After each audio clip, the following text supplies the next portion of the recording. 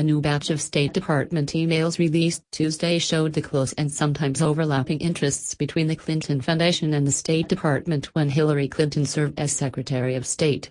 The documents raised new questions about whether the charitable foundation worked to reward its donors with access and influence at the State Department, a charge that Mrs. Clinton has faced in the past and has always denied. In one email exchange, for instance, an executive at the Clinton Foundation in 2009 sought to put her billionaire donor in touch with the United States ambassador to Lebanon because of the donor's interests there. In another email, the foundation appeared to push aides to Mrs. Clinton to help find a job for a foundation associate. Her aides indicated that the department was working on the request. Mrs. Clinton's presidential campaign, which had been shadowed for 17 months by the controversy over the private email server she used exclusively while at the State Department, said that the emails released Tuesday had no bearing on the foundation's work.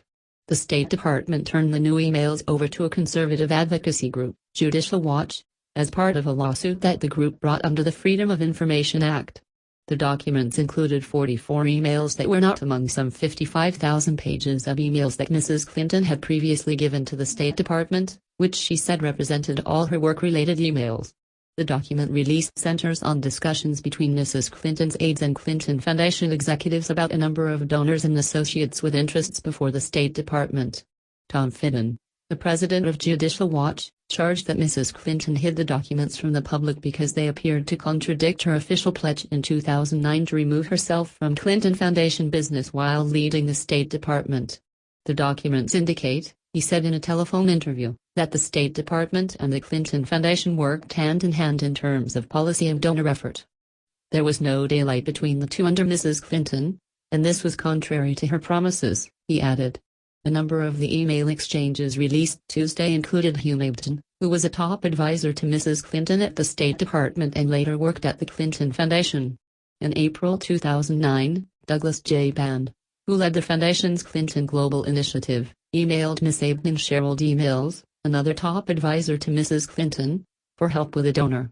Mr. Band wrote that he needed to connect Gilbert Chagoury, a Lebanese-Nigerian billionaire who was one of the foundation's top donors, with someone at the State Department to talk about his interests in Lebanon.